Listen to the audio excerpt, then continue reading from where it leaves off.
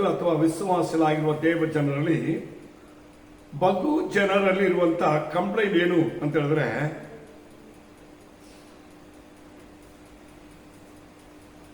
ತುಂಬಾ ವಿಷಯಗಳಲ್ಲಿ, ಸಮಯಗಳಲ್ಲಿ, ಜೀವಿತದ ಭಾಗಗಳಲ್ಲಿ ನಿಂದೆಗಳು ಬರುತ್ತೆ, ಪ್ರಯಾಸ ಬರುತ್ತೆ, ದುಃಖಗಳು ಬರುತ್ತೆ, ಶೋಧನೆ ಬರುತ್ತೆ ಎಂಬುದಾಗಿ ತುಂಬಾ ಜನರು ಹೇಳ್ತಾರೆ. ನಾವು ದೇವರಲ್ಲಿ ಭಯಭಕ್ತರಾಗಿ ನಡೆಯಕ್ಕೆ ಪ್ರಯಾಸ ಪಡ್ತೀವಿ, ನಡೀತೀವಿ, ಆದ್ರೆ ನಮ್ಗೆ ಯಾಕೆ ಇದೆಲ್ಲ ಇಷ್ಟ ಬರ್ತಾ ಇದೆ ದೇವರೇ ಎಂಬುದಾಗಿ ಹೇಳ್ತೀವಿ. ಒಂದು ಸೆಕೆಂಡ್, ಇಂಥ ಸಮಯಗಳಲ್ಲಿ ದೇವ ಜನರು ಈಗ ಹೇಳುವುದು ಸಹಜ ಅಥವಾ ಆಗ ಹೇಳಿದ್ರು, ಆ ಹೇಳುವುದು ಅದರಿಂದ ಲಾಭವೂ ಅಲ್ಲ ಅಥವಾ ಅದು ನಮ್ಮ ಜೀವನದಲ್ಲಿ ಪ್ರಯೋಜನವೂ ಅಲ್ಲ. ಆದ್ರೆ ನಾವು ಅದನ್ನು ಮೆಟ್ಟಿ ಗೆದ್ದು ನಿಲ್ಬೇಕು. ಅದಕ್ಕೆ ಈ ದೇವರ ಮಕ್ಕಳಾಗಿರೋ ನಮಗೆ ಅಥವಾ ಯೇಸುವಿನ ಮೇಲೆ ವಿಶ್ವಾಸವಿಟ್ಟ ದೇವರ ಮಕ್ಕಳ ನಮಗೆ ಸತ್ಯವೇದ ಏನು ಹೇಳ್ತದೆ? ಈ ನೀವು ಅರ್ಥ ಮಾಡಿಕೊಳ್ಬೇಕು. ಪ್ರಾರಂಭ ಕಾಲದಲ್ಲಿದ್ದ ಎಲ್ಲಾ ವಿಶ್ವಾಸಿಗಳಿಗೆ, ಕ್ರಿಸ್ತನ ಮೇಲೆ ವಿಶ್ವಾಸವಿಟ್ಟ ರಕ್ಷಣೆ ಹೊಂದಿದ ಯಹೂದ್ಯರಿಗೆ ವಿರೋಧಿಗಳು ಹೊರಗೆಂದಿರಲಿಲ್ಲ, ಯಹೂದ್ಯರಲ್ಲೇ ಇದ್ದರು.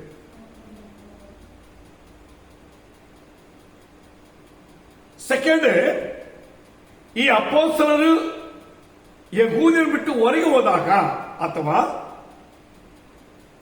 ಅಪೊಸ್ತಲನಾಗಿರುವ ಸೌಲನ್ನ ಪೌಲನಾಗಿ ಮಾಡಿ ಅವನ ಮೂಲಕವಾಗಿ ಹೊರಗೆ ಹೋದಾಗ ಅನ್ಯ ಜನರಲ್ಲಿ ಸಹ ಲೋಕವು ಇವರನ್ನು ವಿರೋಧವಾಗಿ ತೆಗೆದುಕೊಳ್ಳುತ್ತೆ. ಇದನ್ನು ನಾವು ಅರಿಬೇಕಾದ ಸತ್ಯಾಂಶತೆ. ರಕ್ಷಣೆ ಮಾರ್ಗದಲ್ಲಿ ಬಂದ ದೇವ ಜನರಿಗೆ ಮೊದಲಾಗಿ ವಿರೋಧಗಳು, ಹೋರಾಟಗಳೆಂಬುದು ದೇವರ ಸಭೆಯಲ್ಲಿ ಅಥವಾ ದೇವ ಜನರು ಎಂಬುದಾಗಿ ಕರೆಯಲ್ಪಟ್ಟವರು ಸೇರಿಸಲ್ಪಟ್ಟ ಮೇಲೆ ಯಾರ್ಯಾರು ಬೈಬಲ್ ಸತ್ಯವೇದನ ಇಟ್ಟುಕೊಂಡು ರಕ್ಷಣೆ ಹೊಂದಿದ ದೇವರ ಮಕ್ಕಳಂತೆ ನಡೆದಿರ್ತಾರೆ ಅವರೇ ಫಸ್ಟ್ ವಿರೋಧಿಗಳು. ಸೆಕೆಂಡ್, ಈಗ ಅನ್ಯ ಜನರಿಂದ ದೇವ ಜನರು ದೇವರಿಗೆ ಭಕ್ತಿಯಾಗಿ ಬಂದು ಹಿಂದಕ್ಕೆ ಹೋದವರು, ಗಮನಿಸಬೇಕು, ಬಂದು ಹಿಂದಕ್ಕೆ ಹೋದವರು ಅವರು ಅವಿಶ್ವಾಸಿಗಳಾಗ್ಬಿಡ್ತಾರೆ, ಪಾಪಿಗಳಾಗ್ಬಿಡ್ತಾರೆ. ಹಳೆ ಜೀವನಕ್ಕೆ ಇವರು ವಿಶ್ವಾಸಿಗಳಾಗಿರ್ತಾರೆ, ದೇವರ ಮಕ್ಕಳಾಗಿರ್ತಾರೆ. ವಿಶ್ವಾಸ, ಭಕ್ತಿಯು, ಸಭೆಯು, ರಕ್ಷಣೆ ಉಪದೇಶ ಬಿಟ್ಟು ಹೊರಗೆ ಹೋಗ್ತಾರೆ. ಅವರು ಸಭೆಗಳು ಬಿಟ್ಟು ಹೋಗಲ್ಲ, ಬೇರೆ ಯಾವುದೇ ಸಭೆಗಳ ಉಪದೇಶಗಳು ಇರ್ತಾರೆ. ಎರಡನೇದಾಗಿರುವಂತ ಈ ಅನ್ಯ ಜನರಿದ್ದವರು ರಕ್ಷಣೆ ಮಾರ್ಗದಲ್ಲಿ ಬಂದು ರಕ್ಷಣೆ ಹೊಂದಿ ಅಥವಾ ಆ ರಕ್ಷಣೆ ಮಾರ್ಗವನ್ನು ಬಿಟ್ಟು ವಾಪಸ್ ಹೋಗ್ಬಿಟ್ಟು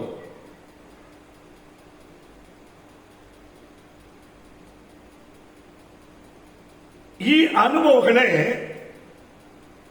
ಇವತ್ತಿನವರೆಗೆ ಭೂಮಿಯಲ್ಲಿ ವಿಶ್ವಾಸದಲ್ಲಿ ಬಂದ ವಿಶ್ವಾಸಿಗಳಿಗೆ, ದೇವ ಜನರಿಗೆ ಈ ಭೂಮಿಯಲ್ಲಿ ಬರುವಾಗ ಅವರಿಗೆ ಶೋಧನೆ ಕಂಡು ಬರ್ತಾ ಇರುವ ಅನುಭವ. ಸತ್ಯವೇದದಲ್ಲಿ ಇರುವಂತಹ ಸತ್ಯಾಂಶ ಇದು. ನಾವು ಇದನ್ನು ಅರಿತು ನಾವು ಹೊಂದಿರುವ ರಕ್ಷಣೆ, ವಿಶ್ವಾಸ, ಭಕ್ತಿಯಲ್ಲಿ ನಮಗೆ ಕೊಟ್ಟ ಸಭೆ, ದೇವರ ಭಕ್ತಿಯಲ್ಲಿಯೂ ನಾವು ನಮಗೆ ವಿರುದ್ಧವಾಗಿ ಬರುವ ಶೋಧನೆ, ಹೋರಾಟಗಳನ್ನ ಎದುರಿಸಿ ನಿಲ್ಲಬೇಕು. ಒಂದು. ಸೆಕೆಂಡ್, ಅನ್ಯ ಜನರಲ್ಲಿ ಇರುವವರು ರಕ್ಷಣೆ ಮಾರ್ಗದಲ್ಲಿ ಬಂದು ಅವರ ರಕ್ಷಣೆಯನ್ನು ಬಿಟ್ಟುಬಿಟ್ಟು ತಿರುಗಿ ಯೇಸುವನ್ನೇ ಬಿಟ್ಟುಬಿಟ್ಟು ನಡೆಯುವ ಮೂಲಕವಾಗಿ ಬರುವಂತಹ ಶೋಧನೆಗಳು.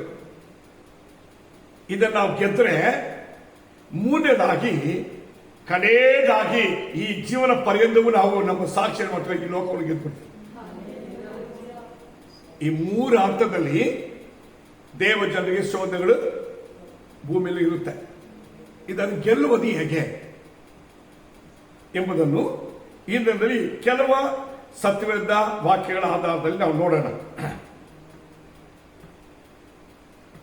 ಮೊದಲಾಗಿ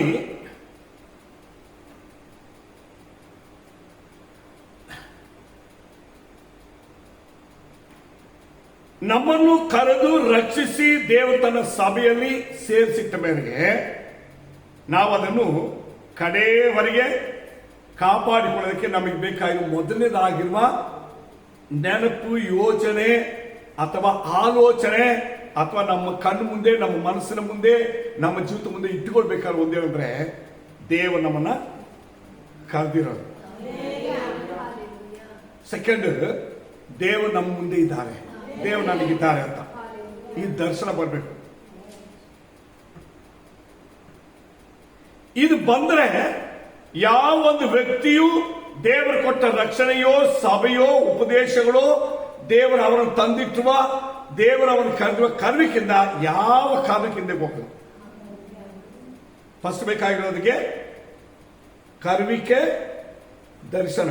ಯಾವ ದರ್ಶನ ಅಂದ್ರೆ ಯೇಸು, ನಾನು ರಕ್ಷಣೆ ಹೊಂದಿ ದೇವ್ರ ಮಗನಾಗ್ಬಿಟ್ಟಿದ್ದೆಪ್ಪ, ಮಗಳಾಗಿದ್ದೀನಿ, ನನ್ನ ದೇವರು ತನ್ನ ಸಭೆಯಲ್ಲಿ ಇಟ್ಟಿದ್ದಾರೆ, ಮಗಳಾಗಿ ನಮ್ಮನ್ನು ತಂದುಬಿಟ್ಟಿದ್ದಾರೆ, ಮಗನಾಗಿ ನಮ್ಮನ್ನು ತಂದುಬಿಟ್ಟಿದ್ದಾರೆ, ನಮ್ಮನ್ನು ಅವರ ಮಕ್ಕಳು ಕುಟುಂಬವಾಗಿ ಆರಿಸ್ಕೊಂಡ್ಬಿಟ್ಟಿದ್ದಾರೆ.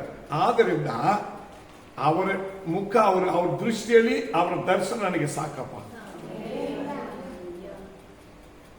ಇದು ನೀವು ಇಟ್ಕೊಂಡ್ರೆ ನೀವು ಪ್ರಾರಂಭದಲ್ಲಿ ಎದುರಿಸೋದು ಬೇಕಾದ ಶಕ್ತಿಯನ್ನು ಪಡ್ಕೊಂತೀರಿ. ಇವತ್ತು ತುಂಬಾ ಜನರೇನಿಲ್ಲ, ಇದಿಲ್ಲ. ಈಗ ನನ್ನನ್ನ ರಕ್ಷಿಸಿ ದೇವರ ಮಗಳಾಗಿ ತಂದು ಬಿಟ್ಟಿದ್ದಾರೆ. ನನ್ನ ಮಗಳು ಎಂಬ ಸ್ಥಾನ ಕೊಟ್ಟು ತನ್ನ ದೇಹವೆಂಬ ಸಭೆಯಲ್ಲಿ, ತನ್ನ ಸಭೆ ಎಂಬ ಕುಟುಂಬದಲ್ಲಿ ಮಕ್ಕಳೆಂಬ ಸ್ಥಾನ ಕೊಟ್ಬಿಟ್ಟಿದಾರಲ್ಲ. ಸೊ ಅದು ಒಂದು ಸಾಕು. ಯಾಕಂದ್ರೆ ಇದ್ರಲ್ಲಿ ಏನಿದೆ ಅಂದ್ರೆ ನಿತ್ಯ ಜೀವವರೆಗೆ ಕೊಂಡೊಯ್ಯೋದಕ್ಕೆ ಬೇಕಾಗಿರುವ ಉಪದೇಶ ಇದೆ, ಮಾರ್ಗವಿದೆ, ನಮ್ಮನ್ನ ಸುಕ್ಷೇಮವಾಗಿ ಇಟ್ಟುಕೊಳ್ಳುವಂತ ಅನುಭವ ಬರುತ್ತೆ. ಇದನ್ನೇ ಹಳೆ ಒಡಂಬಡಿಕೆಯಲ್ಲಿ ಹೇಳುತ್ತದೆ, ಪರಾತ್ಪರನ ಮರವಿಕ್ಕೆ ಇರುವವನು. ಅವಾಗ ಅವ್ರಿಗೆ ಗೊತ್ತಿಲ್ಲ ಸರ್ವಶಕ್ತನ ಇದು ಪ್ರವಾದನೆ, ಪರಾತ್ಪರನ ಮರವು ಎಂಬುದು ಅವರಿಗೆ ಗೊತ್ತಿಲ್ಲ. ಯಾಕಂದ್ರೆ ಹಳೆ ಒಡಂಬಡಿಕೆ ಪ್ರಕಾರವಾಗಿ ಪರಾತ್ಪರನ ಮರವು ಅಂತ ಹೇಳಿದ್ರೆ ಏನು ಅಂತಂದ್ರೆ ಮೋಶೆ ಮೂಲಕವಾಗಿ ಸ್ಥಾಪನವಾಗಿರುವ ಬಿಡಾರ. ಸೊ ಇಲ್ಲಿ ಪರಾತ್ಪರನ ಮರವು ಅಂತ ಹೇಳುವುದು ಹಳೆ ಒಡಂಬಡಿಕೆ ಪೂರ್ತಿಯಲ್ಲಿ ಇರುವಂತಹ ಜನರಿಗೂ ಹೊಸ ಒಡಂಬಡಿಕೆಯಲ್ಲಿ ರಕ್ಷಣೆ ಹೊಂದಿ ದೇವರ ಮಕ್ಕಳಾಗಿ ಬರುವಂತ ದೇವರ ಸಭೆಗಿರುವಂತ ಮೊದಲನೇ ಪ್ರವಾದನೆ. ಇದನ್ನೇ ದಾವೀದು ತನ್ನ ಅನುಭವದಲ್ಲಿ ತಂದುಬಿಟ್ಟ. ಬೈಬಲ್ ಹೇಳ್ತದೆ, ನಿನ್ನ ರೆಕ್ಕೆ ಮರೆಯಲ್ಲಿ ನನ್ನ ಇಟ್ಕೋ ದೇವರೇ, ನಿನ್ನ ಪ್ರಸನ್ನತೆ ಮುಂದೆ ನನ್ನ ಇಟ್ಕೋ, ನಾನು ಎದ್ದಾಗ ನಿನ್ನ ಮುಖ ದರ್ಶನ ಇರಬೇಕು, ಮಲಗುವಾಗ ನಾನು ನಿನ್ನ ಕೈ ಮೇಲೆ ಮಲಕಬೇಕು. ಯಾವ ಪಕ್ಕದಲ್ಲಿ? ನಿನ್ನ ಪಕ್ಕದಲ್ಲಿ ನಿನ್ ಕೈ ಕೊಡು, ನಾ ಕೈ ಮೇಲೆ ತಲೆ ಇಟ್ಕೊಂಡು ಮಗು ಆಗಿ ಮಲ್ಕೊಂಡು, ನಾನು ಎದ್ರೆ ನಿನ್ನ ಮುಖವನ್ನು ನೋಡ್ಬೇಕು. ಆಮೇಲೆ ನಾನು ರಾತ್ರಿ ಮಲಗುವಾಗ ಸುಖವಾಗಿ ನಿದ್ರೆ ನನಗೆ ಬೇಕು. ಇದೆಲ್ಲ ನೀವು ಅರ್ಥ ಮಾಡ್ಕೋಬೇಕು. ಅವನಿಗೆ ಶೋಧ ಇಲ್ವಾ? ನಿಮ್ಗೆ ಗೊತ್ತಿಲ್ಲ. ಅವನಿಗೆ ಕಟ್ಕೊಂಡು ಹೆಂಡತಿ ಕಟ್ಟಾಗ ಅವನ್ನ ಗಂಡನಾಗಿ ಸ್ವೀಕರಿಸ ತಕ್ಕಾಗಿ ಬೆಲೆ ಕೊಟ್ಟು ನಡೆದಿಲ್ಲ. ಅದರ ಮುಂಚೆ ರಾಜವಾಗಿರೋ ಸೌಲ್ ರಾಜ ಮಗಳು, ರಾಜಕುಮಾರಿ, ಸೌಂದರ್ಯ ಇರುವಳೆ, ಒಳ್ಳೆಯವಳೆ. ಆದ್ರೆ ಇವನ್ ಜೊತೆಗಿರುವ ಕುಟುಂಬ ಜೀವನ ಕರೆಕ್ಟ್. ನೀವು ಅರ್ಥ ಮಾಡ್ಕೊಳ್ಳಿ. ಈಗ ಅವನಿಗೆ ಮನೇಲಿ ಏನಿಲ್ಲ, ಸಮಾಧಾನ ಇಲ್ಲ. ಸೆಕೆಂಡ್, ಇವನಿಗೆ ಕುಟುಂಬ ಅಂತ ಹೇಳುವಾಗ ನೀವು ಅರ್ಥ ಮಾಡ್ಕೋಬೇಕು. ಮಾವನ ಮದುವೆ ಆಗಿ ಮಾವನ ಮನೆಯಲ್ಲಿದ್ದಾಗ ಮಾವನೇ ವಿರೋಧಿ, ರಾಜನ ಅರಮನೆಯೇ ವಿರೋಧಿ, ಅಲ್ಲಿ ನಿಮ್ಮದಿಲ್ಲ. ಮೂರನೇದು, ಇವನಿಗೆ ಬೇರೆ ಇನ್ನೂ ಹೆಂಡತಿಗಳು ಮದುವೆ ಆಗಿ ಮಕ್ಕಳಾದಾಗ ಈ ಮಕ್ಕಳು ಯಾರು ಇವನಿಗೆ ನೋಡೋರು ಯಾರು ಇರಲಿಲ್ಲ. ಒಬ್ಬ ಇದ್ದು ಹೊಡೆದು ಸಾಯಿಸಕ್ಕೆ ನೋಡ್ತಾನೆ, ಒಬ್ಬ ರಾಜಸ್ಥಾನದಲ್ಲಿ ಕುತ್ಕೊಳ್ಳೋಕೆ ನೋಡ್ತಾನೆ, ರಾತ್ರಿ ಏನ್ ಮಾಡ್ತಾನೆ, ಎದುರ್ಕೊಂಡು ಪಟ್ಟ ಬಿಟ್ಟು ಹೋಗ್ತಾನೆ. ನೀವು ಅರ್ಥ ಮಾಡ್ಕೊಳ್ಳಿ. ಈಗ ನೀವೆಲ್ಲ ಇರ್ತಾರಲ್ಲ, ಅಯ್ಯೋ ನಮಗೆ ಬಂದ ಕಷ್ಟಗಳಿದೆಯಲ್ಲ, ಅಯ್ಯೋ ನಾವೆಲ್ಲ ಇಷ್ಟು ಕಷ್ಟಪಡ್ತೀವಿ. ನೀವು ಸ್ವಲ್ಪ ಯೋಚನೆ ಮಾಡಿ. ಅವನಿಗೆ ಹೆಂಡತಿ, ಮಕ್ಕಳು, ಕುಟುಂಬ, ಮಾವ, ಈಗ ಎಲ್ಲರೂ ಏನ್ ಮಾಡ್ತಾರೆ? ವಿರೋಧವಾಗಿ. ಇಲ್ಲಿ ಇಲ್ಲದೆ ಇವನಿಗೆ ದೇಶದಲ್ಲಿ ವಾಸ ಮಾಡೋಕ್ಕೆ ಜಾಗ ಇಲ್ಲ. ಅವನೇನ್ ಮಾಡ್ತಾನೆ? ಕಾಡ್ಗೆ ಹೋಗಿ ನಿಂತು ಬಿಡ್ತಾನೆ. ಈಗ ಇಷ್ಟು ಕಷ್ಟದಲ್ಲಿರುವವನು ಎಲ್ಲಿಯಾದರೂ ದೇವರೇ ಅವನು ನೋಡು, ನಿನ್ ಮಾತು ಮೀರಿಗೆಲ್ಲ ನಡೀತಾ ಇದ್ದಾನೆ, ಅವನೇ ಚೆನ್ನಾಗಿದೆ, ಅವನ ಅವನ ಇಟ್ಟಿದ್ಯಾ, ನಾನೇನ್ ದ್ರೋಹ ಮಾಡಿದೆ, ನನಗೆ ಯಾಕೆ ಕಾಳಿಗೆ ತಗೊಂಡ್ಬಂದಾಗ್ತದೆ ಎಲ್ಲಾದ್ರು ಹೇಳಿದೆ ನಮ್ಮ ನಾವ್ ಹೆಸರು ಹೇಳ್ತೀವಿ ಹೇಳ್ತೀವ? ಅಯ್ಯೋ ಅವರೆಲ್ಲ ಹಂಗಿದಾರಲ್ಲ, ನಾವು ಮಾತ್ರ ಯಾಕೆ ಹಿಂಗಿದ್ವಿ? ಈಗ ಇವನಿಗೆ ದೇವರು ಯಾಕೆ ಅವನು ಹಂಗೆ ಹೇಳಿಲ್ಲ ಗೊತ್ತಾ? ಅವನಿಗೊಂದು ದರ್ಶನ ಇದೆ, ಅವನಿಗೊಂದು ಕರ್ಮಿಕ್ಕಿದೆ. ನನ್ನನ್ನ ದೇವ್ರ ರಾಜನಾಗಿ ಕಂಡುಬಿಟ್ಟಿದ್ದಾರೆ. ರಾಜ ಇನ್ನೊಬ್ಬರಂತ ಏನ್ ಮಾಡ್ಬಾರ್ದು. ಯಾವತ್ತೂ ಇನ್ನ ಮುಂದೆ ಅವ್ರು ತಗ್ಗಿ ಹೋಗ್ಬಾರ್ದು. ತಗ್ಗಿ ಹೋದ್ರೆ ಅವ್ನು ಸಾಯ್ಬೇಕು. ರಾಜ ಅಂದ್ರೆ ಏನ್ ಗೊತ್ತಾ?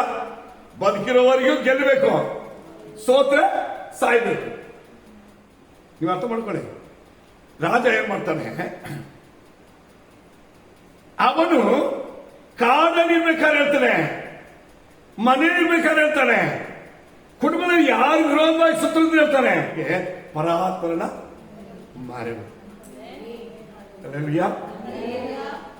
ಯಾರು ಮರೆವಿದೆ? ಇವನ್ನ ಏನಾದ್ರು ಮಾಡ್ಬೇಕಂದ್ರೆ, ಮಗ ಸಾಯಿಸ್ಬೇಕಂದ್ರೂ ಸರಿ, ಹೆಂಡತಿ ಇವನು ವಿರೋಧವಾಗಿ ಇವನು ಕೆಡಿಗೆ ಮಾಡ್ಬೇಕಂದ್ರೂ ಸರಿ, ಮಾವ ಇವನ ಕೊಲ್ಬೇಕಂದ್ರೂ ಸರಿ, ಯಾರು ಏನೇ ಮಾಡ್ಬೇಕಂದ್ರೂ ಸರಿ, ಏನ್ ಮಾಡ್ಬೇಕು? ಯಾವ ದಾಟಿ ಬರ್ಬೇಕು? ಪರಾತ್ಪರನ ಮರೆವು. ನೋಡಿ, ಅದಕ್ಕೆ ಫಸ್ಟ್ ಪರಾತ್ಪರನ ಮರೆವು, ಸೆಕೆಂಡ್ ಸರ್ವಶಕ್ತನಾಗಿರುವ ದೇವರ ಆಶ್ರಯ.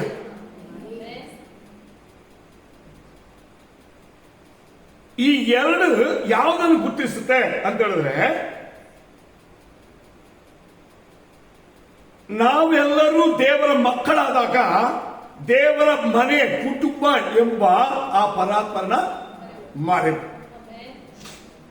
ಸರ್ವಶಕ್ತನ ಆಶ್ರಯವು ಅಂತ ಹೇಳುವುದು, ಅದರಲ್ಲಿ ನಮಗೆ ಮಕ್ಕಳು ಎಂಬ ಸ್ಥಾನ ಕೊಟ್ಟು ಆತನ ಹೃದಯದಲ್ಲಿ ನಮಗೊಂದು ಸ್ಥಾನ ಕೊಟ್ಟಿದ್ದಾರೆ. ನೋಡಿ, ನಮ್ಮ ಬಗ್ಗೆ ನೆನಪು. ನಾವು ಯಾರು ನೆನಪಲ್ಲಿದ್ವಿ? ದಾವೀದನು ತನ್ನ ದೇವರನ್ನ ಎಲ್ಲಿಟ್ಟಿದ್ದಾನೆ? ಹೃದಯದೊಳಗಿಟ್ಟಿದ್ದಾನೆ. ಯಾಕಂದ್ರೆ ಇವನು ದೇವರ ಹೃದಯದಲ್ಲಿದ್ದಾನೆ. ಪ್ರೈಸಲೋ. ನಾವು ಯೋಚನೆ ಮಾಡಬೇಕು. ಪರಾತ್ಪರನ ಮರೆವಿನಲ್ಲಿರುವ ಸರ್ವಶಕ್ತರಾಗಿರುವ ಆಶ್ರಯ ಎಂಬುದು ದೇವರ ಕೈನಲ್ಲಿರುವಂತಹ ಆಯುಧ ಆಗಿ ನಾವು ನಾವು ಯಾರ ಕೈಲಿದ್ವಿ? ಒಂದಲ್ಲೇಳ್ರಿ. ಅಯ್ಯೋ ಬಡಗಿನ ಬರುತ್ತೆ, ಶೋಧನೆ ಬರುತ್ತೆ, ಅವಮಾನ ಬರುತ್ತೆ, ಕಷ್ಟ ಬರುತ್ತೆ, ನನಗೆ ಸಾಗಿಸ. ನೀ ಯಾರ ಕೈಲಿದ್ಯಾ? ದೇವರ ಕೈನಲ್ಲಿದ್ಯಾ? ಇದನ್ನೇ ಸತ್ಯವನ್ನು ಹೇಳ್ತಾರೆ. ಪರಾತ್ಪರನ ಮರೆವಿಕೆ ಸರ್ವಶಕ್ತ ಆಶ್ರಯದಲ್ಲಿ ಸುರಕ್ಷಿತವಾಗಿರುವಂತಹ ಜೀವನ ಅಂತ. ಈಗ ಇದೇ ವಾಕ್ಯದ ಪ್ರಕಟಣೆ ಹೊಸ ಒಡಂಬಡಿಕೆಯಲ್ಲಿ ಒಂದು ವಾಕ್ಯ ಹೇಳ್ತಾರೆ. ಏನಂತ? 12 ಅಪೊಸ್ತಲರು ಕರೆದ್ರಲ್ಲ, ಅವ್ರಿಗೆ ಮೊದಲನೇ ಅಪೊಸ್ತಲ ಯಾರು? ಪೇತ್ರನು. ಈ 12 ಅಪೊಸ್ತಲರಾಗಿರುವ ಮೊದಲಾಗಿರುವ ಕ್ರೈಸ್ತ ಸಭೆ ವಿಶ್ವಾಸ ದೇವ ಜನರನ್ನ ಅವ್ರು ಕೇಳ್ತಾರೆ, ಅಪ್ಪ ಎಲ್ಲ ನನ್ನ ಬಗ್ಗೆ ಏನ್ ಹೇಳ್ತಾರೆ? ಇವರೆಲ್ಲ ಹೇಳ್ತಾರೆ ಪ್ರವಾದಿ ಅಂತ ಹೇಳ್ತಾರೆ, ಇಲಿಯಾ ಬಂದಿದ್ದಾನೆ ಅಂತ ಹೇಳ್ತಾರೆ, ಈಗ ತುಂಬಾ ವಿಷಯಗಳನ್ನ ಹೇಳ್ತಾರೆ.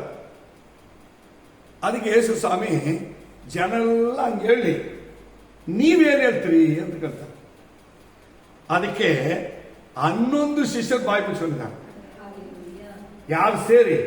ಯೂದಾಸು ಸೇರಿ. ಯಾರು ಸೇರಿ? ಆವಾಗ ಈ ಒಬ್ಬನಿದಾನಲ್ಲ ಪೇತ್ರನ, ಅವನು ಮಾತ್ರ ಹೇಳ್ತಾರೆ ಗೊತ್ತಾ, ನೀನು ಜೀವ ಸ್ವರೂಪನಾಗಿರುವ ದೇವರ ಕುಮಾರನಾಗಿರುವ ಬರಬೇಕಾಗಿರುವ ಕ್ರಿಸ್ತನು. ಎಷ್ಟು ಹೇಳ್ಬಿಟ್ಟ? ಜೀವ ಸ್ವರೂಪನಾಗಿರುವ ದೇವರ ಕುಮಾರನಾಗಿರುವ ಕ್ರಿಸ್ತನು ಬರಬೇಕಾಗಿರುವ ಕ್ರಿಸ್ತನು ಎಂಬುದಾಗಿ ಎಷ್ಟುವರೆಗೆ ಹೇಳ್ಬಿಟ್ಟ? ಯೇಸು ಸ್ವಾಮಿ ಬಂದು ಸತ್ತು ಜೀವಿತನಾಗಿ ಎದ್ದು ತಿರುಗಿ ಪರಲೋಕಕ್ಕೆ ಹೋಗಿ ತಿರುಗಿ ಬರೋದ್ರ ಬಗ್ಗೆ ಒಂದೇ ಮಾತನ್ನು ಮುಗಿಸ್ಬಿಟ್ಟ. ಅವಾಗ ದೇವರು ಅಪೊಸ್ತಲರಿಗೆ ಏನ್ ಹೇಳ್ತಾರೆ ಅಂದ್ರೆ, ಇದು ಮಾಂಸದಿಂದ, ರಕ್ತದಿಂದ, ಮಾನುಷಿಕ ಗುಣದಿಂದ ಬಂದಿದ್ದು ಅಲ್ಲ.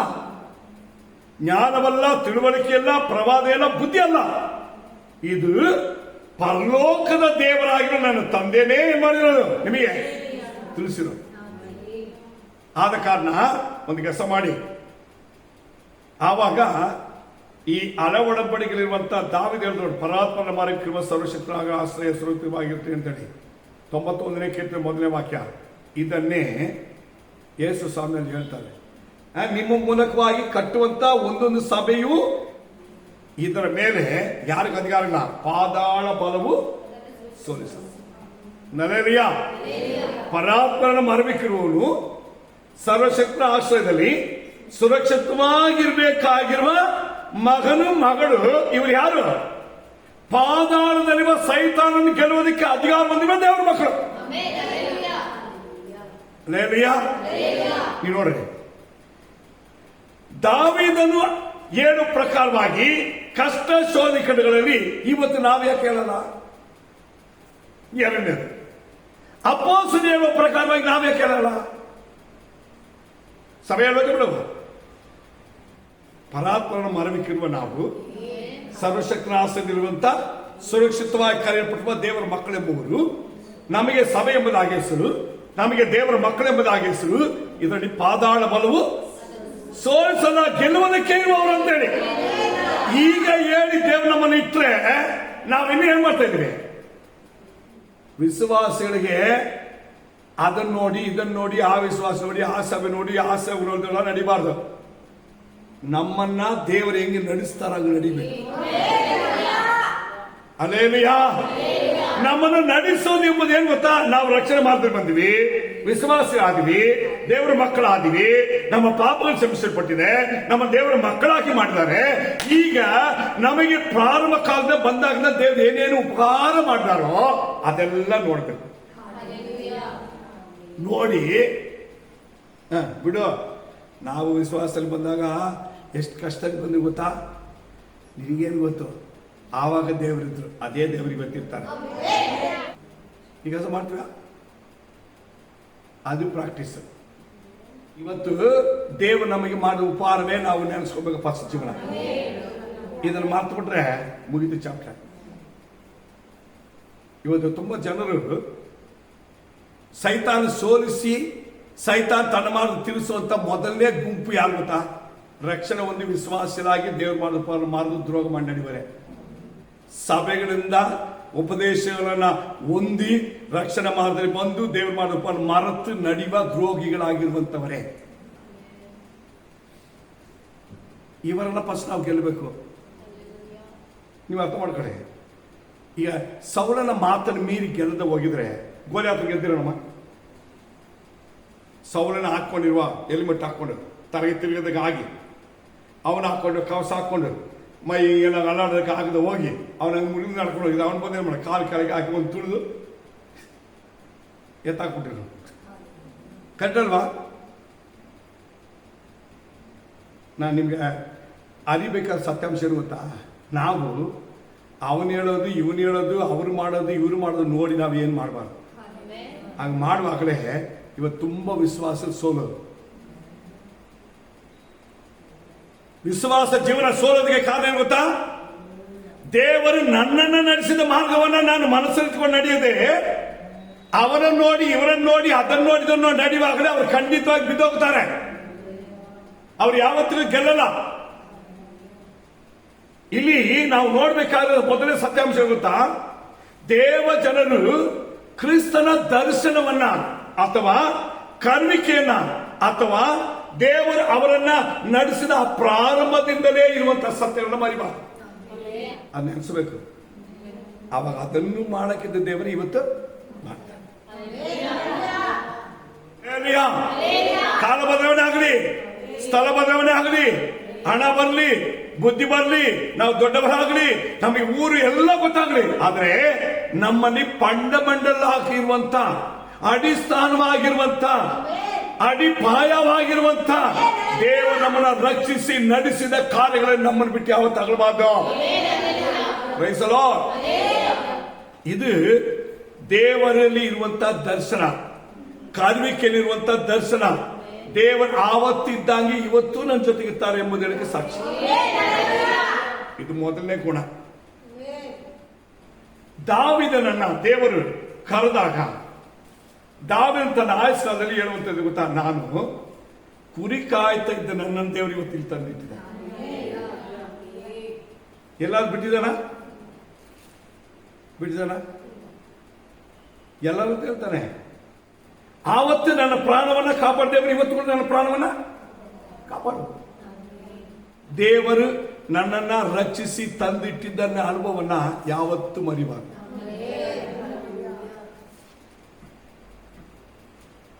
ಅದು ಮರ್ತು ಬಿಟ್ರೆ ಅಥವಾ ಅದನ್ನು ಬಿಟ್ಟು ಎಡಕ್ಕೋ ಬಲಕ್ಕೋ ಹೋದ್ರೆ, ಪ್ರಕಟಣೆ ಪುಸ್ತಕದಲ್ಲಿ ಹೇಳ್ತದೆ 2ನೇ ಅಧ್ಯಾಯದಲ್ಲಿ 1ನೇ ಸಭೆ ಬಗ್ಗೆ ಹೇಳ್ತದೆ ಏನಂತ, ಆದಿಲಿದ್ದ ಪ್ರೀತಿ ಇಲ್ಲದೆ ಇರುವುದು, ಆದಿಲಿದ್ದ ವಿಶ್ವಾಸ ಇಲ್ಲದೆ ಇರುವುದು. ಪ್ರಕಟಣೆ ಪುಸ್ತಕ 2ನೇ ಅಧ್ಯಾಯದಲ್ಲಿ ನೀನು ಎಲ್ಲಿಂದ ಬಿದ್ದಿಯೋ ಅಲ್ಲಿಂದ ಹೇಳ್ಬೇಕು. ಇರಿ ನೆಕ್ಸ್ಟ್ 5ನೇ ವಾಕ್ಯ, ಎಲ್ಲಿಂದ ಬಿದ್ದಿಯೋ ಅಲ್ಲಿಂದಾನೇ ಹೇಳ್ಬೇಕು.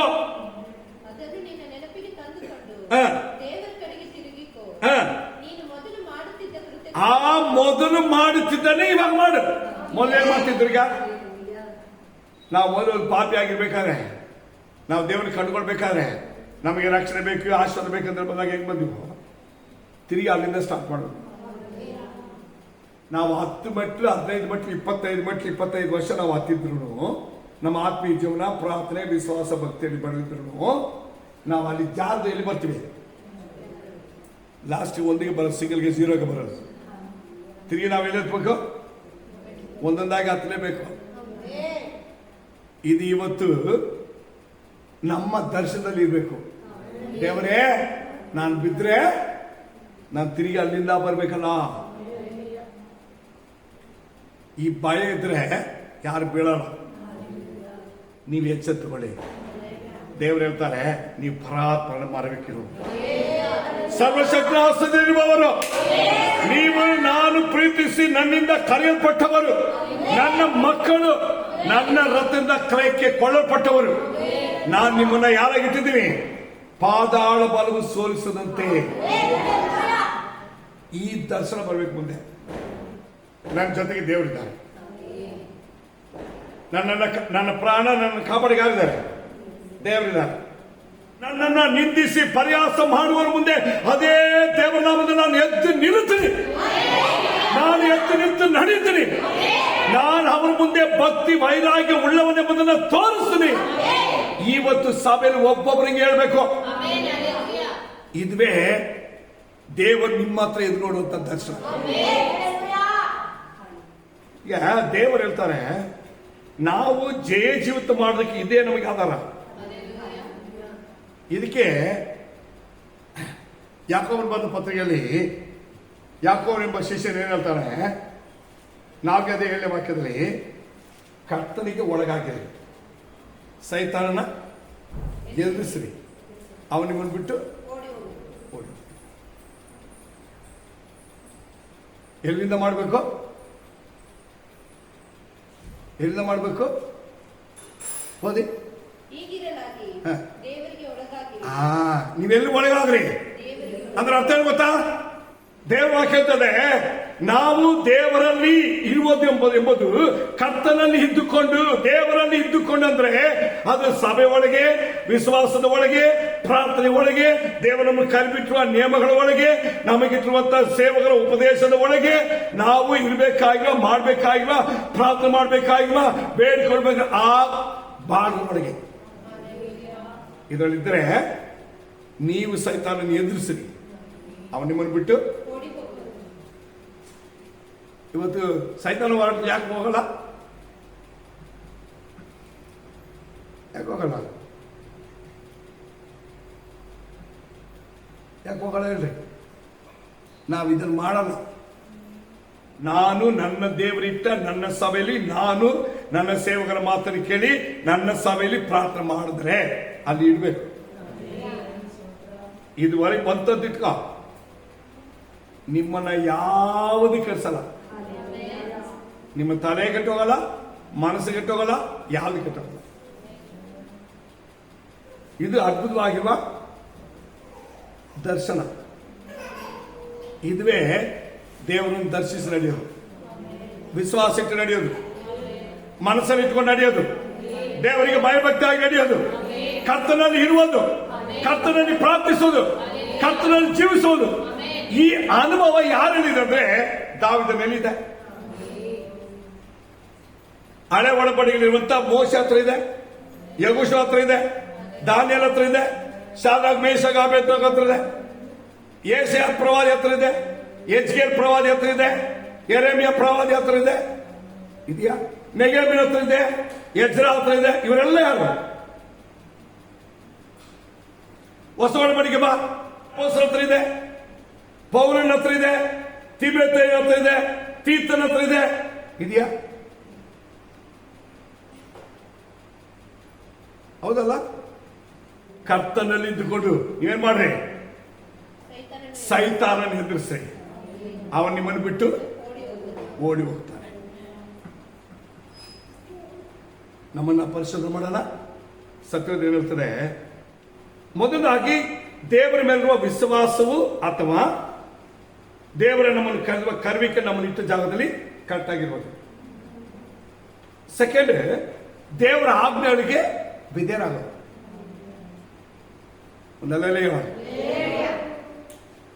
ಈ ವಿಧೇಯತ್ವಕ್ಕೆ ಮೆಚ್ಚುವಷ್ಟಿದ್ದೆ ಬೇರೆ ಬೇರೆ ಏನಿಗೆ ದೇವರು ಮೆಚ್ಚಲ್ಲ. ಬೈಬಲ್ ಹೇಳ್ತದೆ,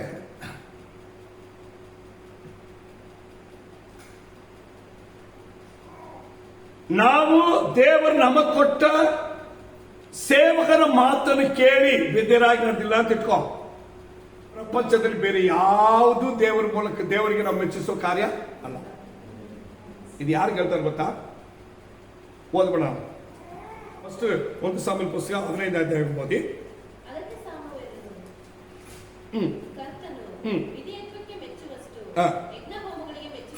ರೈಟ್.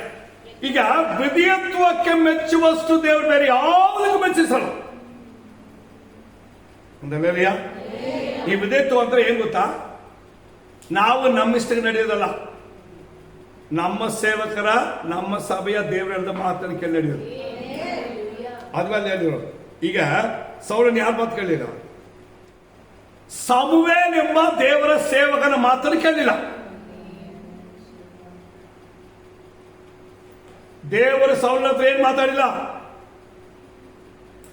ದೇವರು ಸಮುವೇಲ್ ಹತ್ರ ಮಾತಾಡ್ತಾರೆ, ಸೇವಕನ ಹತ್ರ. ಸೇವಕನು ಸೌಲನ ಹತ್ರ ಮಾತಾಡ್ತಾನೆ. ಈಗ ಸೇವಕನಾಗಿರುವ ಸಮುವೇಲ್ ಹೇಳಿದ ಮಾತನ್ನ ಯಾರು ಕೇಳಿಲ್ಲ? ಸೌಲನೆಂಬ ರಾಜ ಕೇಳಿಲ್ಲ. ಅರ್ಥ ಮಾಡ್ಕೋಬೇಕು. ಸಮುವೇಲ್ ಹೇಳಿದ ಮಾತನ್ನು ಕೇಳದೆ ಅವನೇನ್ ಮಾಡ್ದ? 13ನೇ ಅಧ್ಯಾಯ ಇಲ್ಲಿ ಸಮುವೇಲ್ ಅವನಿಗೆ ಹೇಳ್ತಾನೆ 8ನೇ ವಾಕ್ಯದಲ್ಲಿ, ನೀನು ಹೋಗಿ ಏನ್ ಮಾಡು?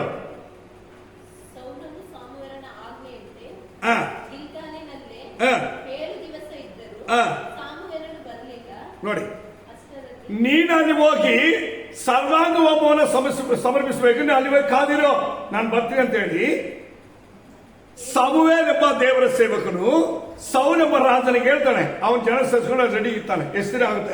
7 ದಿನ. ಅದು ಬರೆಯಲ್ಪಟ್ಟಿದೆ.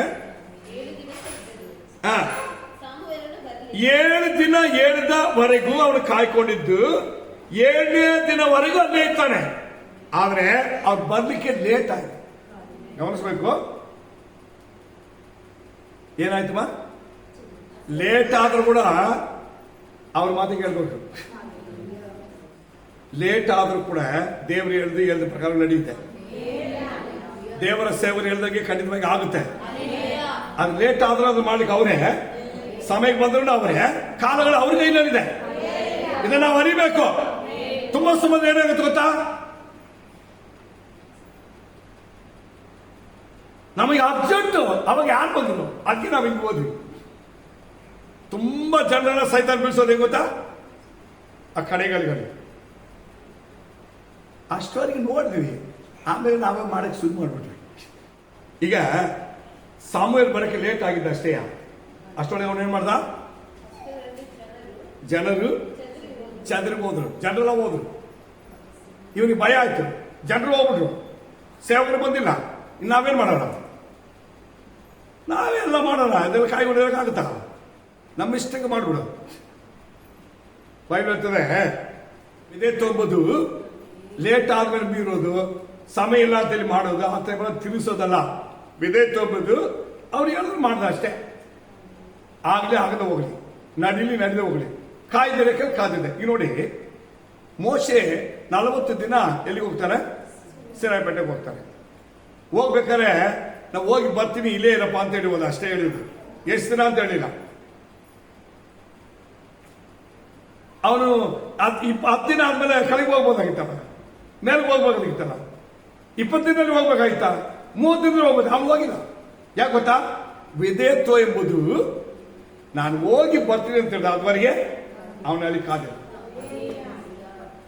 ಇವತ್ತು ವಿಧೇಯತ್ವ ಅಂತ ತಗೊಂಡಿದ್ದಾರೆ. ದೇವ್ ನಮ್ಮನ್ನ ಮಗನಾಗಿ ಮಗಳಾಗಿ ನನ್ನ ಮಾತು ಕೇಳಿ ನಡಿ ಮಗಳೇ, ಮಗ ನಡಿ, ನಾನು ನನ್ನ ಮೇಲೆ ತಂದು ಆಶ್ವಾಸನೆ ಅಂತ ಹೇಳಿದ್ರೆ, ನಮ್ಮ ತಗೊಂಬಂದು ಇಲ್ಲಿ ಇಟ್ರೆ ನಾವು ನಮ್ಮ ಜೀವನ ಪರಿಧಿ ಅಲ್ಲಿ ವಿಧೇಯರಾಗಿ ಇರಬೇಕು.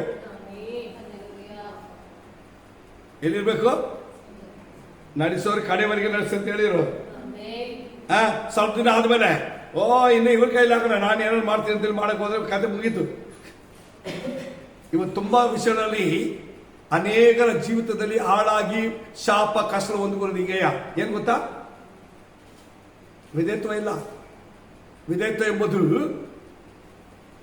ಒಂದು ಮಾತು, ನಾನು ದೇವರೇ ನಿನಗೋಸ್ಕರವಾಗಿ ಜೀವಿಸ್ತೀನಿ, ಈ ಪ್ರಾಣ ಎಲ್ಲರಿಗೂ ಜೀವಿಸ್ತೀನಿ ದೇವರೇ ಅಂತ ಹೇಳಿ ಒಪ್ಪಿಸ್ಕೊಂಡು ಬರ್ತೀವಿ. ಕಡೆವರೆಗೆ ಇರ್ಬೇಕು ಬೇಡವಾ? ಮಧ್ಯೆ ಹೋಗ್ಬಿಟ್ಟು ಅದು ವಿಧೇಯತ್ವನ?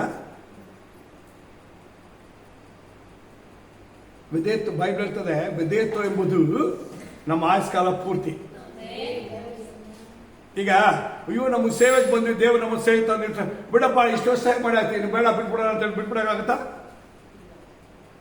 ನಾವೇನ್ ಮಾಡ್ಬೇಕು ಗೊತ್ತಾ? ದೇವರೇ ನಿನ್ನಿಷ್ಟ, ನೀನು ಹೇಳೋವರೆಗೆ ನಾನು ಮಾಡ್ತಾ ಇರ್ತೀನಿ, ನೀನು ಇಟ್ಟವರೆಗೆ ಇರ್ತೀನಿ, ಆಮೇಲೆ ನಿಂದು ಅಂತೇಳಿ ಹೋಗ್ಬೇಕು. ಮೋಶೆ ಹಂಗೆ ಹೋಗಿರೋ. ಮೋಶೆ ನನಗಿದೆ ಯಾರು ಬರ್ತಾನೆ ಎಂಬುದಾಗಿ ಯೋಚನೆ ಮಾಡಿದನ? ದೇವ್ರ ಕೇಳಿದನ? ಇಲ್ಲ. ಸರಿ, ಎಲಿಯ ನಾನು ಹೋದ್ಮೇಲೆ ಇನ್ನೊಬ್ಬ ಬರ್ಬೇಕು, ನಾನು ಹಂಗೆ ಬಿಡ್ಬೇಕು, ಹಿಂಗೆ ಆಗ್ತದೆ ಅಂತ ಯೋಚನೆ ಮಾಡಿದ? ಇಲ್ಲ. ಇವತ್ತು ತುಂಬಾ ಜನಕ್ಕೆ ಏನು ಗೊತ್ತಾ? ಇವ್ರು ಹೋದ್ಮೇಲೆ ಯಾರು ಬರ್ತಾರೆ, ಅವ್ರು ಹೋದ್ಮೇಲೆ ಯಾರು ಬರ್ತಾರೆ, ಇವ್ರು ಹೋದ್ಮೇಲೆ ಯಾರು ಬರ್ತಾರೆ? ಬರೋರು ಇರೋರು ಒಬ್ಬರೇ, ದೇವರು. ಅವರೇ ಪ್ರಾರಂಭಿಸಿರೋರು. ಪ್ರಾರಂಭ ಕೊನೆ ಅವ್ರದೇ, ಆದಿ ಅಂತ್ಯ ಅವ್ರದೇ.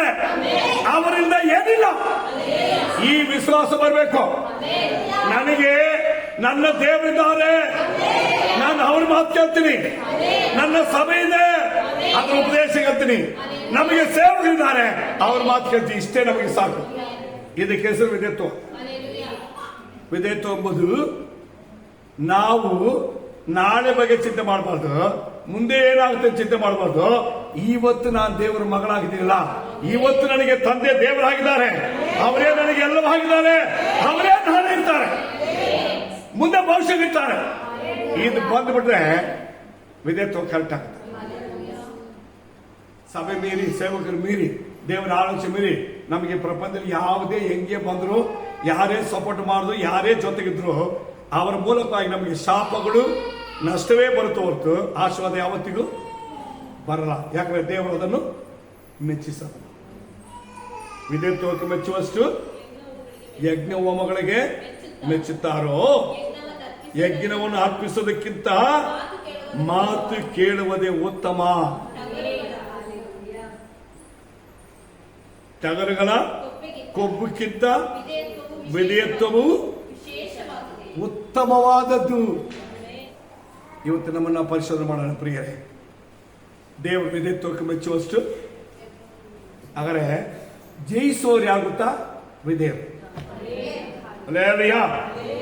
ನಮ್ಮ ಪ್ರಾಣ ಇರುವವರೆಗೂ ದೇವರಿಗೂ, ದೇವರ ಸಭೆಗೂ, ದೇವರ ವಾಕ್ಯಕ್ಕೂ, ದೇವರ ಸೇವೆ, ನಮಗೆ ಕೇಳಿದ ವಾಕ್ಯ ಉಪದೇಶಕ್ಕೂ ವಿಧೇಯರಾಗಿ ನಡ್ಕೊಳ್ಳುವ ಜೀವನ ಇದೆಯಲ್ಲ, ಇದಕ್ಕಿಂತ ಅದ್ಭುತವಾಗಿ ನಿತ್ಯ ಜೀವ ಪಡ್ಕೊಳ್ಳೋಕೆ ಮಾರ್ಗ ಬೇರೆ ಏನಿಲ್ಲ.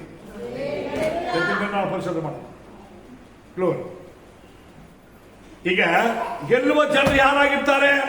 ನಾವು ಯಾವ ರೀತಿಯಲ್ಲಿ ಗೆಲ್ಲಬೇಕಂದ್ರೆ ಈ ಎರಡು ವಿಧವಾಗಿರುವ ಅನುಭವವನ್ನ ನಮ್ಮ ಜೀವಿತದ ಕೊನೆಯವರೆಗೆ ಪಾಲಿಸಬೇಕು. ಅಂದ್ರೆ ದೇವರ ಮೇಲಿರುವ ದರ್ಶನ, ಕರ್ಮಿಕೆ, ದೇವರು ನಮ್ಮನಿತ್ತ ಸಭೆ, ಉಪದೇಶ, ನಿಯಮ. ಆಮೇಲೆ ಕಡೆಯವರೆಗೂ ನಾವು ಅದನ್ನು ಕಾಪಾಡಿಕೊಂಡು ಅದರಲ್ಲಿ ನಿಂತು ನಿತ್ಯ ಜೀವನ ಪಡ್ಕೊಳ್ಬೇಕಾಗಿ ಜೀವನ ಮಾಡೋದು. ಇದಕ್ಕೆ ಬೇಕಾಗಿರೋದು ವಿಧೇಯತ್ವ. ಸ್ಟಾರ್ಟಿಂಗ್ ಹೆಂಗಿದ್ರು ಅದುವರೆಗೆ ಕಡೆಯವರೆಗೆ ಹಂಗೆ ಇರ್ತಾನೆ. ಸ್ಟಾರ್ಟಿಂಗ್ ಹೆಂಗೆ ದೇವ್ರ ಮುಂದೆ ಒಪ್ಪಿಸ್ಬಿಟ್ಟು ಅದೇ ಕಡೆವರೆಗೆ ಇರ್ತಾನೆ. ಈ ಅನುಭವದಲ್ಲಿ ನಮ್ಮ ಜೀವನ, ವಿಶ್ವಾಸ, ಭಕ್ತಿಯು ಕರ್ತನ ದರ್ಶನದಲ್ಲಿಯೂ ವಿಶ್ವಾಸದಲ್ಲಿಯೂ ಹಾಗೆ ವಿಧೇಯತ್ವ ಎಂಬ ಜೀವನದಲ್ಲಿ ಕಡೆಯವರೆಗೆ ನಿಂತು ಪರಲೋಕ ನಮಗೆ ತೆರೆದಿರುವುದನ್ನು ಕಾಡುವಂತ ಜೀವನ ಮಾಡಬೇಕು. ಗ್ಲೋರಿ.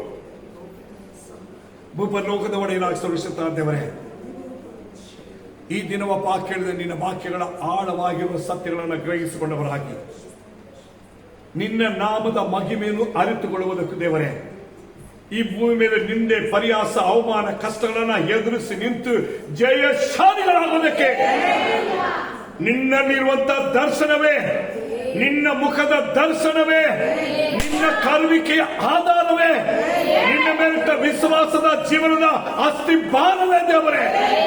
ಒಬ್ಬೊಬ್ಬರ ಜೀವಿತದಲ್ಲಿ ಪ್ರಾರಂಭ ಮೊದಲುಗೊಂಡ ಕಡೆಯವರೆಗೆ ವಿಧೇಯರಾಗಿ ನಿಂತು ದೇವರೇ, ನಿತ್ಯ ರಾಜ್ಯವೆಂಬ ಪರಲೋಕ ರಾಜ್ಯವನ್ನ ಆ ದರ್ಶನವನ್ನು ಕಾಣುವವರೆಗೂ, ಈ ಜೀವಿತದ ಕೊನೆ ಕಾಣುವವರೆಗೂ ನಿನ್ನಲ್ಲಿ ಉತ್ತಮರಾಗಿ, ನಂಬಿಕಸ್ಥರಾಗಿ, ವಿಧೇಯರಾಗಿ, ವಿಶ್ವಾಸವುಳ್ಳವರಾಗಿ ಆ ದರ್ಶನ ಜೀವಿಸುವಂತಹ ಜೀವಿತ ಮಾಡುವವರಾಗಿದ್ದು ಈ ಭೂಮಿಯಲ್ಲಿರುವ ಸಕಲ ಹೋರಾಟಗಳನ್ನ, ಸಕಲ ವಿರೋಧ ಶಕ್ತಿಗಳನ್ನ, ಸಕಲ ವೈರಿಗಳ ಸಮಸ್ತ ಕ್ರಿಯೆಗಳನ್ನ ಎದುರಿಸಿ ನಿಂತು ಗೆಲ್ಲುವಂತ ನಿನ್ನ ಜನರಾಗಿ ಅಭಿಷೇಕ ಮಾಡು ರಾಜ. ಒಬ್ಬೊಬ್ಬರನ್ನು ಅಭಿಷೇಕ ಮಾಡು ರಾಜ. ನಿನ್ನ ಕೃಪೆಯಲ್ಲಿ ತುಂಬಿಸು, ಧೈರ್ಯಗೊಳಿಸು, ಬಲಗೊಳಿಸು, ಬಿಡುಗಡೆ ಮಾಡು, ಸಹಾಯಕನಾಗಿರು ರಾಜ. ನಿನ್ನ ಕೈನಲ್ಲಿ ಸಮರ್ಪಿಸಿಕೊಡ್ತೀನಿ. ನಿನ್ನ ಹಾಗೆ ಮಾಡೋದಕ್ಕಾಗಿ ಸ್ತೋತ್ರ ಯೇಸು ನಾಮದಲ್ಲಿ ತಂದೆ. ಆಮೇನ್, ಆಮೇನ್.